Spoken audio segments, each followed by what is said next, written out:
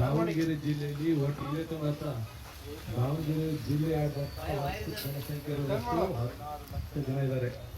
16 ಲಕ್ಷ ಜನದಲ್ಲಿ ಈಗ ನಿಮ್ಮಲ್ಲಿ ಕರೆಸಿರ್ತಕ್ಕಂಥ ಉದ್ದೇಶ ಅಂತಂದ್ರೆ ನೀವು ಈ ಮುಂಬರುವ ದಿನಗಳಲ್ಲಿ, ಯಾಕಂದ್ರೆ ಫಸ್ಟ್ ದಾವಣಗೆರೆ ಜಿಲ್ಲೆಯಲ್ಲಿ ಯಾವುದೇ ರೀತಿಯ ರೌಡಿ ಆಕ್ಟಿವಿಟೀಸ್ಗಳಿಗೆ ಆಸ್ಪದವಿಲ್ಲ.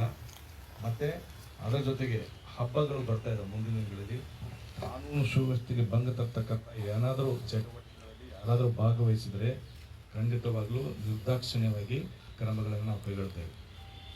ಬಟ್ ಮತ್ತೆ ಎಲ್ಲರೂ ಕೋರ್ಟ್ಗೆ ಕರೆಕ್ಟಾಗಿ ಅಟೆಂಡ್ ಆಗಬೇಕು.